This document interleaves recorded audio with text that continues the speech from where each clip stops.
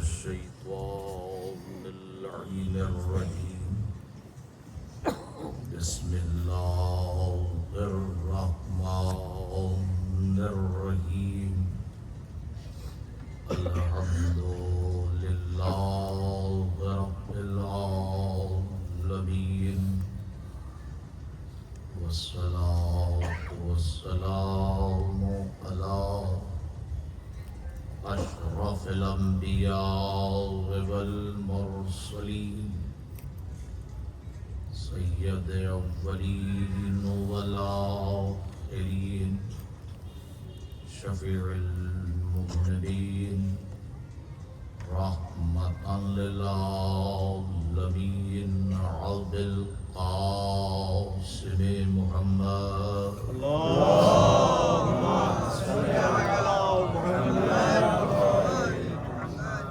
وآله الطيبين الطاهرين المعصومين المظلومين ولعنة الله على أعدائهم أجمعين أما بعد فقد قال الله تعالى في كتابه الكريم وهو أصدق الصادقين وقوله الحق بسم الله الرحمن الرحيم الذي خلق الموت والحياة ليبلوكم أيكم أحسن عملا صلوات اللهم صل على محمد حاضرین مجلس السلام علیکم. پروردگار عالم تیری بارگاہ میں عزاداروں کے درمیان دعا کرتا ہوں میرے اللہ ہم سب کی عزاداری کو جو مظلوم کربلا کے لیے ہے پروردگار اس عزاداری کو قبول فرما. یہاں جتنے بھی مومنین عزادار تشریف فرما ہے یا جو کنہیں وجوہات کے سبب نہیں آ سکے اللہ سبھی عزاداروں کو جزائے خیر دے. اور اے میرے پروردگار فرش مجلس پر ابوالفضل عباس سے منسوب علم کشائی کی یہ مجلس میرے اللہ اگر ہماری عزاداری تیری بارگاہ میں قابل قبول ہے پروردگار تمام عزاداروں کو زیارت کربلا معلیٰ نصیب فرما. دعا کی قبولیت کے لیے مل جل کے بآواز بلند نعرہ صلوات اللهم صل على محمد. مومنین اکرام بہت دیر آپ کے حضور میں گزارش نہیں پیش کروں گا، بس مختصر وقفے میں آپ کے سامنے کچھ باتیں عرض کر کے مسائل اور ختم دعا. آج جس ذات والا صفات کے لیے علم کشائی کی یہ مجلس برپا ہے، ایک مکمل مرثیہ، ایک مکمل کلام، ایک مکمل اشعار اور ساداری کے بعد میں فقط ماحول ذرا حضرت عباس کے فضائل کے لیے آمادہ ہو جائے. جناب زہرا سلام اللہ علیہا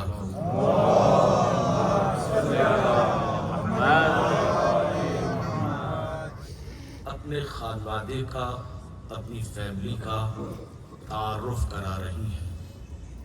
شاعر بزبان بطول عذرا مصرع کہتا ہے اور آپ انشاءاللہ ضرور ذہنی طور پر آمادہ ہوں گے. قبلہ نام زہرا ہے میرا اور ہوں حسنین کی ماں. کیا کہنا. دیکھیں آپ سب ذہنی طور پر مینٹلی طور پر پریپیئر ہیں کہ ہم کس مجلس میں آئے ہیں. پروردگار آپ کی عزاداری کو قبول کرے. مصرے ملاحظہ کریں تاکہ میرے لیے راستہ بن جائے. نام زہرا ہے میرا اور ہوں حسنین کی ماں. بیٹیاں روپ میری ہیں میرے بیٹے میری جان. کیا کہنا. بیٹیاں روپ میری ہیں میرے بیٹے میری جان. میرے شوہر کو تو کہتے ہیں امامت کی اذان. کیا کہنا. میرے شوہر کو تو کہتے ہیں امامت کی اذان. میرے بابا نے لقب پایا ہے سلطان جہاں. سبحان اللہ. میرے بابا نے لقب پایا ہے سلطان جہاں. تو تشنگی تشنا لبی آس کہا جاتا ہے. ہائے ہائے ہائے. تشنگی تشنا لبی آس کہا جاتا ہے. میرے ایک بیٹے کو عباس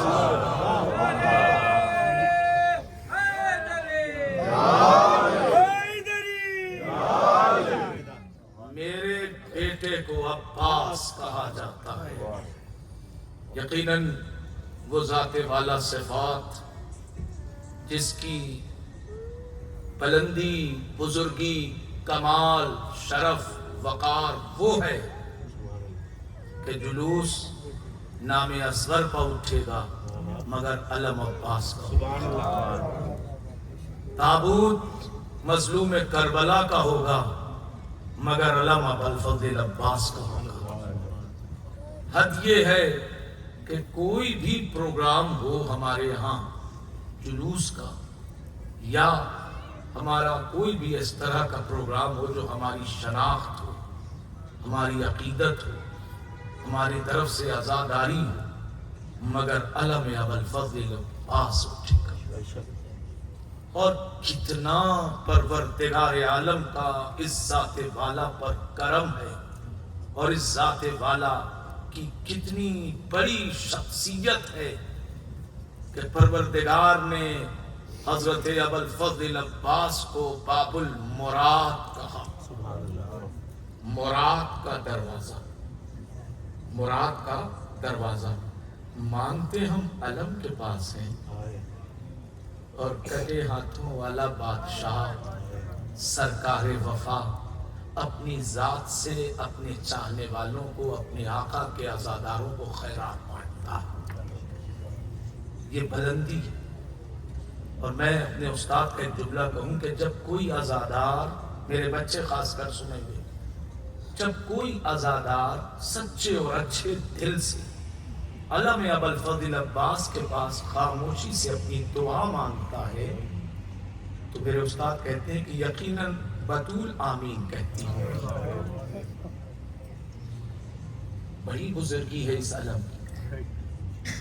یہ علم پہچان رسول خدا کے لشکر کے.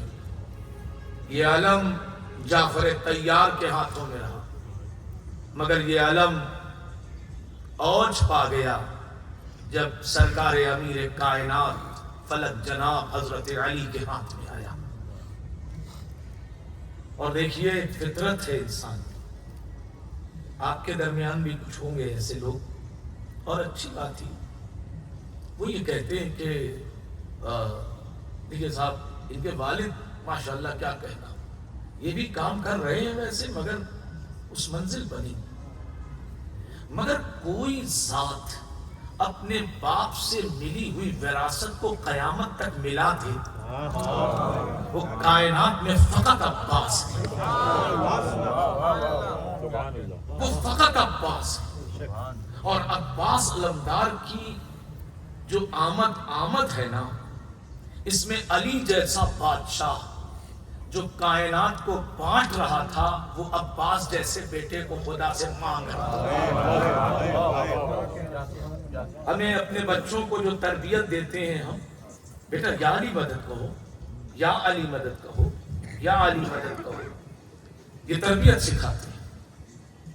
اس کا مطلب یہ ہے کہ ہماری تمام تر امداد کے لیے علی حاضر ہے، مگر وہ ذات جس نے رسول کی نصرت اس طرح سے کی کہ قدرت رشک کرتی ہے علی کی ذات پر، اور اپنی مرضی دے کے نفس علی اپنے پاس لے لیا۔ اس ذات نے جب علی کی دعا کے بڑھے ہوئے ہاتھ دیکھے نا تو آواز دیا، علی تم مانگ رہے جو اپنے وجود سے کائنات کو خیرات بانٹ رہا ہو، جب وہ مانگ رہا ہو پروردگار ایک بیٹا دیتے۔ میں شاید اہل اعزاز تشریف فرما ہے، مجلسی تجربات رکھنے والے لوگ بیٹھے ہیں، میں حیدر مہدی ایک جملہ کہوں، علی علیہ السلام نے امام بن کے حسنین پالا، مگر ایک کسک تھی کہ باپ بن کے بیٹا پالا جائے۔ اب بیٹے کی تنزیل و ترتیب کے لیے قدرت کے سامنے ہاتھ پھیلایا، پروردگار ایک بیٹا دے دے۔ اب دیکھیں میں مانگوں تو میری دعا کی آبرو اور ہوگی، مگر جو مرکز قبولیت دعا ہو، جب وہ دعا کرے تو توحید وجد میں آئی، آواز دیا، علی تم مانگ رہے ہو تو صحیح کہ تمہیں تمہارا آئینہ نہ عطا کر۔ یعنی عباس عباس نہیں ہے بلکہ کردار علی، جمال علی، وقار علی، عزت علی، کمال علی، شرف علی، اوج علی، اشرف علی کا آئینہ بن کے پروردگار نے عطا کیا۔ اور اب بس جلدی سے جو میرے پاس وقت ہے اسی کے اندر آپ اندازہ لگائیں کہ قدرت نے تصویر سے تصویر کو ملایا۔ جو باپ کے نام میں اردو کا املا لکھیا، جو باپ کے نام میں حرف آغاز ہے وہی بیٹے کے نام میں، وہی بیٹے کے نام میں، وہ عین سے علی ہوئے، یہ عین سے عباس ہوئے۔ علی نے بھی آنکھیں تب تک نہیں کھولی جب تک پیغمبر اکرم کی خوشبو نہ محسوس کر لی، عباس نے بھی آنکھیں تب تک نہیں کھولی جب تک حسنین کی خوشبو محسوس نہ کر لی۔ وہ پیغمبر کے ساتھ سائے کی طرح رہے، یہ حسنین کے ساتھ سائے کی طرح رہے۔ وہ پیغمبر کی آغوش کے پروردہ، وہ حضرت علی پیغمبر کی آغوش میں پلے، یہ امامت کی آغوش میں پلے۔ باپ کے مقدر میں بھی علمداری، بیٹے کے مقدر میں بھی علمداری۔ باپ نے پتھر پہ علم گاڑا، بیٹے نے پانی پہ علم۔ باپ نے لشکروں کو، جو لشکر باطل تھے ان کو اپنی نگاہوں پر رکھتے ہوئے ایک تاریخ بنائی، بیٹے نے بھی کربلا میں ایک تاریخ بنائی۔ اب یہ میرے پڑھنے کے جملے ہیں، آپ کے حضور میں گزارش ہے، اور یہ بالکل وقت کی تنگی کی وجہ سے میں بس کچھ باتیں جلدی جلدی تاکہ ایک مقدمہ تیار ہو جائے۔ باپ نے بھی لشکر باطل روکا، باپ نے، حضرت علی نے بھی لشکر باطل روکا، حضرت عباس نے بھی لشکر باطل روکا، مگر یہ میں پڑھ رہا ہوں حیدر مہدی، باپ نے جب لشکر باطل روکا ہے اس میں ایک تاریخ ہے جنگ خندق، تو میں کہہ سکتا ہوں علی نے جب لشکر باطل روکا تو خندق کھودا، بیٹے نے جب لشکر باطل روکا تو خندق نہیں کھودا، ایک خط کھینچا، ایک خط کھینچا۔ اور اے میرے عزیزوں، باپ کے لیے ایک رات بنی شب ہجرت، بیٹے کے لیے ایک دن بنا جنگ صفین میں۔ باپ کو پیغمبر نے چادر کا پردہ لگا کے، بالکل صحیح و سند روایت، اور اپنے استاد کا جملہ، حضرت استاد آیت اللہ کا جملہ پڑھ رہا ہوں کہ باپ نے جو شب ہجرت بستر رسالت پر ارادہ کیا سونے کا، تو پیغمبر نے چادر کا پردہ لگا کے شفاعت نبوت دی۔ بھائی وہ نیچی نیچی دیوار، چھوٹی چھوٹی دیواریں، اور وہ لمبے لمبے عرب کس بات کا دھوکہ کھا کے کھڑے تھے؟ نبی سو رہے ہیں کہ علی؟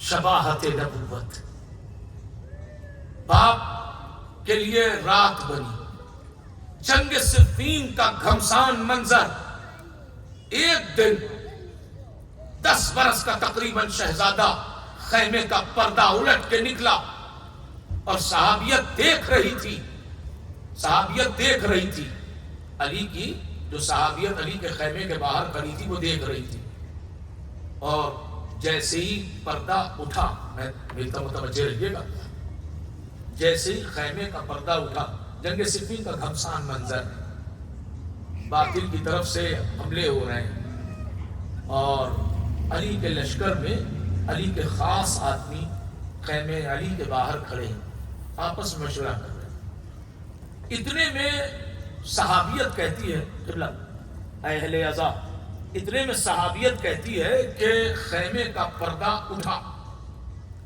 اور صحابی کہتے ہیں علی کے، ایسا لگا جیسے علی نکلے، علی نکلے۔ تو صحابیت نے آپس میں ایک دوسرے کو دیکھا اور کہتے ہیں کہ جنگ کا یہ خطرناک ماحول، مولا علی یہ ان کی کرم، ان کے فیوز اور ان کے کرم کی علامتوں میں سے ایک علامت ہے کہ وہ جنگ میں کوئی ڈیسیزن لینے سے پہلے ہم سے باہم مشورہ کر لیتے ہیں۔ اس لیے نہیں کہ علی کو کسی طرح کے مشورے کی ضرورت ہے، یہ ان کی کرم نوائی اور ہم غلاموں کو عزت دینا ہے۔ آج مولا نے کچھ بتایا نہیں، اور وہ کہتے ہیں کہ ہم لوگ دیکھ رہے ہیں کہ خیمے کا پردہ اٹھا اور علی نکلے، سر پر دستار وہی، کاندھے پر عبا وہی۔ اچھا میرے بچے سن لیں، جب امیر المومنین جنگ کے خاص موقعوں پر نکلتے تھے تو عبا جو اوڑھتے تھے وہ بھورے رنگ کی اوڑھتے تھے، اور جب مولا بھورے رنگ کی عبا اوڑھ لیتے تھے براؤن کلر کی، تو پھر اچھے اچھے نوبتیوں میں حیثیت نہیں ہوتی تھی کہ بات کر لیں۔ تو وہ نکلے، آنکھوں کے اگلے تیور اور چہرے پر ایک نقاب، تحت الحنک سے ایک چہرے پر نقاب۔ صحابیت کہتی کہ علی نے آ رہے ہیں، اور پھر ایک آنکھ سے اشارہ کر کے اپنے دلدل کو، اپنی سواری کو بلایا، اور جس طرح علی بیٹھتے ہیں اسی طرح بیٹھے، یعنی گھوڑے کی رکاب جسے پینڈل کہتے ہیں اس میں پیر رکھا، اور یک جسٹ ایک بارگی جسٹ بیٹھ گئے، زیادہ زحمت نہیں، بیٹھنے کا انداز، علی بیٹھے ہیں۔ مولا علی جب گھوڑے پر بیٹھ جاتے تھے اور وار کے لیے جاتے تھے، جنگ کے لیے جاتے تھے، تو گھوڑے کی لجام جو اس کی بیلٹ ہوتی تھی اس کو اتنا کھینچتے تھے کہ گھوڑا اپنے پچھلے پیر پر اپنے اگلے پیروں کو اٹھا لیتا تھا، اور جیسے ہی صحابیت کہتی کہ ہم نے دیکھا کہ علی بیٹھے گھوڑے پر، انہوں نے لجام کو اتنا کھینچا کہ گھوڑے نے اپنے پچھلے پیر پر اپنے اگلے پیر کو اٹھا لیا۔ اچھا مولا علی جب جنگ کرنے جاتے تھے تو سیدھے سیدھے فیس ٹو فیس، بالکل سامنے سامنے نہیں چلے جاتے تھے۔ جو لشکر باطل کا کھڑا ہوتا تھا، باطل جو لشکر تھا، جو فوج کھڑی رہتی تھی، اس کے ایک کارنر پر جاتے تھے اور اس کے اندر اتر جاتے تھے، اور لڑتے لڑتے لڑتے لڑتے لڑتے دوسری طرف سے نکل آتے تھے۔ اب صحابی جو علی کے خیمے کے باہر کھڑے تھے علی کے احترام میں، وہ کہتے ہیں ہم سے مولا نے بتایا نہیں، علی جا رہے ہیں، گھوڑے پر بیٹھنے کا انداز، لجام کو کھینچنے کا انداز، اور اس کے بعد ایک کنارے پر لشکر کے طرف چلے گئے۔ ابھی وہ چلے گئے اور ہم حیرت کے سمندر میں ڈوب رہے تھے، اتنے میں ہمارے کان سے آواز آئی کہ خیمے کا پردہ پھر اٹھا۔ اب توجہ، خیمے کا پردہ پھر اٹھا۔ اب جو ہم توجہ کرتے تو دیکھا علی کھڑے ہیں، علی کھڑے ہیں۔ تو ہم نے کبھی جانے والے کو دیکھا، کبھی آپ کو دیکھا، تو ہم نے پوچھا مولا آپ کہاں؟ میں کہا پھر گیا کون؟ کہا میری دعاؤں کا عروج گیا ہے، میری دعاؤں کا عروج گیا۔ اور کہتے کہتے ایک مرتبہ علی نے کہا صحابیت میرے سامنے سے ہٹ جائے، میں نے اپنے آپ کو کبھی مقتل میں جاتا نہیں دیکھا۔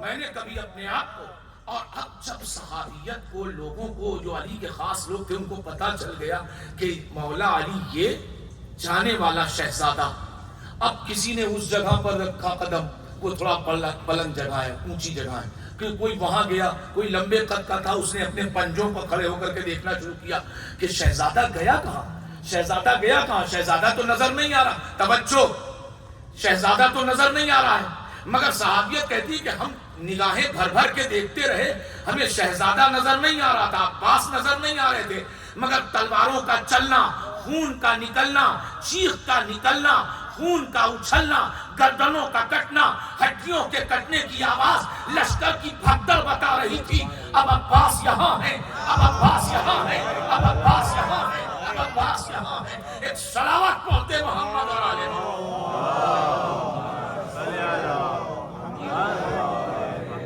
اور بڑی شان سے شہزادہ لشکر باطل سے جیسے کھٹاٹوپ بادل سے چاند بارہ عباس ہے، اور سن آپ کو بتائیے میں پڑھ چکا ہوں، کسی کی گردن یا ہڈی کاٹتے وقت تلوار میں تھوڑا ترچھا پن آ گیا تھا، گھٹنے پر 10 برس کا شہزادہ تلوار کو سیدھی کر رہا تھا، اتنے میں علی کی فوج میں وہ جو علی کی فوج تیار تھی اس میں شربت بنا تھا شہد کا، تو مالک اشتر کو کسی صحابی نے شربت دیا کہ شہزادے کو دیجئے، شہزادے کو شربت دیجئے، ایک مرتبہ مالک اشتر نے سب کی طرف سے ریپرزنٹ کرتے ہوئے شربت گلاس کا لیا اور شہزادے یہ لیجئے، حضرت عباس نے گھوڑے پر بیٹھے بیٹھے شربت لیا اور اس کے بعد پیا اور پی کے گلاس کو واپس کیا اور کہتے ہیں آپ جناب مالک ایسا لگتا ہے جیسے یہ یمن کے شہد کا شربت ہے، مالک کہتے ہیں یہ گرمی، یہ فوج کی بھگدڑ، یہ جنگ، یہ سن،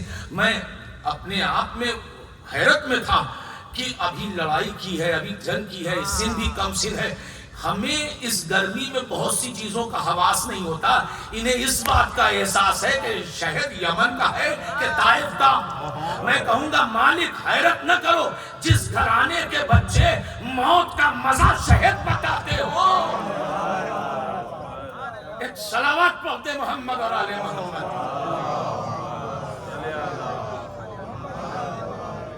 ایسے اس جان باز حسینی لشکر کے علمدار کے مجلس میں اس وقت علم کشائی کی مجلس میں بیٹھے، خوشا نصیب اے اہل عذاب، اے اہل عذاب، اپنے مقدر پر ناز کرو کہ ہماری زندگی میں ہمیں ایک بار بطول کے بیٹے پر رونے کا پھر موقع مل گیا،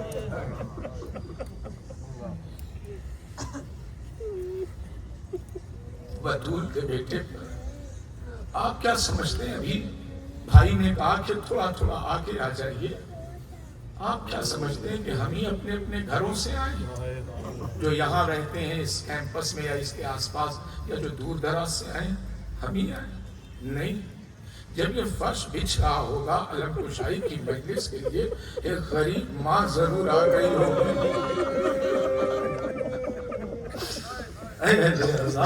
اپنے آس پڑوس سے ہوشیار، اللہ جانے بطول کس طرف بیٹھ کے تم سے اپنے لال کا پرسہ مانگو، یہ جس کے علم کی مجلس میں آئے ہو نا، جب یہ علم حسین لے کے خیمے میں آئے، سکینہ بے ہوش ہو گئی اور پیاس بھول کے کہتی ہے بابا میرا چچا کہاں ہے، سلامت رہو، اپنے اشعار کے ذریعے، اپنے آنسوؤں کے ذریعے عقیدت رضا پیش کرنے والوں، اپنے تمام تر جذبات کو قربان کرنے والوں، حضرت زہرا تو آ گئی، مظلوم کی مجلس میں بیٹھے ہو، میں ایت اللہ وحید خراسانی جو ابھی اللہ انہیں حیات دے اور ہم سب کے سرپرست ہیں، ایک مرجع، ایک عالم، ایک جلیل القدر مجتہد، وہ کہتے ہیں کہ جب زینب لوٹ کے آئی، بس میں نے 2-4 منٹ میں مجلس ختم ہوئی، جب زینب لوٹ کے مدینے آئی اور ام البنین کو واقعہ سنایا، قبلہ علی عباس صاحب بھی اس مجلس میں تشریف فرما تھے جب یہ روایت نقل کی جا رہی تھی، کہتے ہیں کہ جب ام البنین کو واقعہ سنایا تو ام البنین نے حیرت سے پوچھا میرا عباس کہاں ہے؟ زینب نے بس ایک جملہ کہا، اما میں دل زینبیہ سے دیکھ رہی تھی جب میرا ماں جائے ذبح کیا جا رہا، جب میرا ماں جایا ذبح کیا جا رہا تھا، میرے بھیا کی آنکھوں کی پتلیاں فرات کی طرف تھی، میرے بھیا کی آنکھوں کی پتلیاں فرات کی طرف تھی، اور شاید خاموش نگاہ یہ کہہ رہی ہو، عباس اگر تم ہوتے، عباس اگر تم ہوتے۔ اے اہل عذاب، اے اہل عذاب،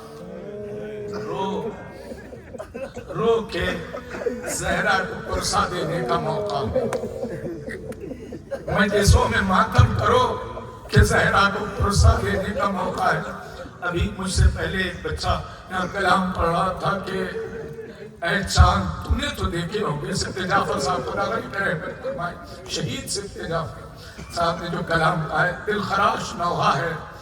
میں جملہ کہوں، سبھی آپس میں بات کر رہے ہیں چاند کے بارے میں، مگر ابھی چاند نکلا نہیں تھا کہ مدینے میں ایک بیٹی پریشان تھی، روح بتول راستے میں حسین کے ہمراہ پریشان تھی، زینب اپنی نماری میں پریشان تھی، حسین بھی سوچ رہے تھے اس چاند کے مقدمے میں مسلم کی شہادت ہے۔ اے اہل عزا، اے اہل عزا، بس مجلس تمام کر رہا ہوں ایک چھوٹے سے واقعے کے ساتھ اور اس ہدایت اور گزارش کے ساتھ کہ جب بھی علم کے قریب جانا اپنے دل کی دعاؤں کو ضرور رکھنا۔ وہ بڑا سخی بادشاہ ہے، علی کا شہزادہ، جو واقعاً ہر دعا کو قبول کرتا ہے اور عطا کرتا ہے حسین کے عزاداروں کو۔ میں آپ کے حضور، ایران میں اصفہان ایک جگہ ہے، شہر ہے اصفہان، بڑا شہر ہے، خوبصورت شہر، وہاں کے دیہات کے کسی علاقے میں حضرت عباس کا علم اٹھتا تھا۔ علم کشائی کی مجلس ہے نا، حضرت عباس کا علم اٹھتا تھا، مجلس ختم ہو رہی ہے، حضرت عباس کا علم اٹھتا تھا، اور علم کی جلالت اور بزرگی یہ تھی کہ لوگ علاقوں سے، اپنے اپنے علاقوں سے آتے تھے صرف زیارت کرنے کے، اور صاحب ایک ایک لوگ پر گر پڑتے تھے، ایک بار زیارت ہوتا، ایک بار بوسہ لے لے علم کا، منتیں پوری ہوتی تھی، دعائیں قبول ہوتی تھی ابوالفضل عباس کے علم کے سائے میں۔ انہی علاقوں میں کہیں پر ایک ایسا بھی آدمی رہتا تھا جو پیر سے مجبور تھا، بائی برتھ پولیو تھا، اسے پیر سوکھے ہوئے تھے، اس کے بدن کا بوجھ پیر نہیں اٹھا سکتا تھا، اور وہ سال بھر لوگوں سے یہی کہتا تھا ہاتھ جوڑ جوڑ کے، مجھے عباس کی مجلس میں لے چلو، مجھے عباس کی مجلس میں لے چلو، علم کی زیارت کر لوں۔ جب بہت چھوٹا تھا تب ماں باپ کی گودی میں گیا تھا، اب تو یاد بھی نہیں کہ علم کے نکلنے کی شان کیا ہے۔ لوگوں سے کہتا تھا جو لے جائے گا مجھے، میں اس کے حق میں سال بھر دعا کروں گا، نماز شب میں اس کے بچوں کے لیے دعا کروں، یہ کہتا تھا۔ اور لوگ کہتے تھے کہ تمہیں کیسے لے جائیں، اپنی جان کا بچانا وہاں مشکل ہوتا ہے، ایک دوسرے پر لوگ گر جاتے ہیں زیارت کرنے کے لیے، تمہیں کیسے بچائیں گے؟ ایک سال کچھ جوانوں نے، آپ جیسے صحت مند جوانوں نے کہا کہ نہیں اس سال ہم تمہیں لے جائیں گے، مگر ہماری گزارش یہ ہے کہ ہم تمہیں اس وقت نہیں لے جائیں گے، ہم تمہیں مجلس سے بہت پہلے لے جائیں گے اور ایک جگہ بیٹھا دیں گے، جب علم نکلے گا تو تم زیارت کر لینا۔ وہ اس بات پر راضی ہو گیا، کہا ٹھیک ہے۔ دن گزرتے رہے، 8 محرم آئی، تاریخ آئی، علم کے نکلنے کی جو تاریخ تھی وہ آئی، جوان اس کے گھر آئے، صبح کے وقت لے گئے، منبر کے پاس اسے بٹھا دیا، گھنٹوں بیٹھا رہا اور سوچتا رہا کاش میرے پاس پیر ہوتا، کاش میرے پاس پیر ہوتا۔ دیجیے صاحب وقت ہوا، مجلس شروع ہوئی، پہلے وہ مرثیے ہوئے وہاں کے اعتبار سے، پھر ذاکر منبر پر بیٹھا، ذاکر نے کچھ دیر تو فضائل پڑھا، پھر اس کے بعد مسائب شروع کیا۔ مسائب کی کیفیت یہ تھی کہ لوگ منہ اور سر پیٹ کے رو رہے تھے۔ اتنے میں ذاکر نے اشارہ کیا، ذاکر جو مجلس پڑھ رہا تھا اس نے اشارہ کیا، تو ذاکر تو منبر پر رہا، مگر لوگ علم کے استقبال کے لیے دوڑ پڑے، ادھر سے علم برآمد ہوا، جیسے ہی علم برآمد کا اشارہ کیا ذاکر نے، ذاکر منبر پر مجمع دوڑا علم کی طرف. جب لوگوں کو جاتے ہوئے علم کی طرف دیکھا نا، اس نے دل ہی میں کچھ دعائیں تھی بھول گیا. اس نے سوچا مولا عباس کاش میرے پاس پیر ہوتا تو میں بھی آپ کے علم کے استقبال کے لیے دوڑتا. میں ابھی یہ کہہ رہا تھا نا، دل میں سوچ رہا تھا کہ کوئی سید، کوئی مرد عرب اس کے سامنے خوبصورت چہرے کے ساتھ آگے کہتے ہیں اٹھتا کیوں نہیں، اٹھتا کیوں نہیں. بھائی اس نے ایک بار آواز جو سنی تو سر اٹھا کے دیکھا، کوئی سید، کوئی عرب، کوئی خوبصورت چہرے کے مالک کہہ رہے ہیں اٹھتا کیوں نہیں. اس نے کہا دیکھیے آپ کو پتا نہیں میرے پیر سوکھے ہوئے ہیں، میرے بدن کا بوجھ نہیں برداشت کر سکتے، میں کھڑا نہیں ہو پاؤں گا. آنے والے نے دوسری مرتبہ کہا ارے میں کہہ رہا ہوں اٹھ جا. اس نے کہا نہیں اٹھ سکتا، میں کھڑا نہیں ہو پاؤں گا، اپنے پیروں پر نہیں کھڑا ہو سکتا. آنے والے نے تیسری مرتبہ کہا ارے میں کہہ رہا ہوں اٹھ جا. اس نے جیسے ہی تیسری مرتبہ سنا کہ آنے والا زور دے کے کہہ رہا ہے کہ ارے میں کہہ رہا ہوں اٹھ جا، اس نے عادتاً کہا اچھا اپنا ہاتھ بڑھائیے میں آپ کا ہاتھ پکڑ کے اٹھ جاؤں. اتنا سننا تھا کہ آنے والے نے ابا کا دامن ہٹایا. دنیا کی دولتیں مانگ لو، ہاتھ کا سوال نہ کرنا. اگر میرے ہاتھ ہوتے تو میری بچی کو تماچے نہ پڑتے، اگر میرے ہاتھ ہوتے تو شہزادیوں کے سر سے ردا نہ چھنتی، اگر میرے ہاتھ ہوتے میرا آقا پشت گردن سے سوا نہ ہوتا. واہ پاسا، واہ مظلوما.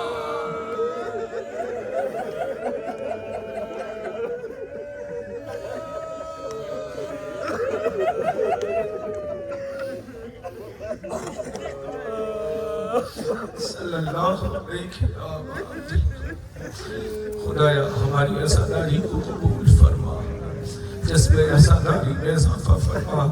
پروردگار ان تمام عزاداروں کے درمیان بس ایک بھیک مانگتے ہیں خدایا ہماری عزاداری پرصاحب بطول کی خدمت میں، رسول کی خدمت میں اس پرعزاداری کو قبول فرما. ربنا تقبل منا انک انت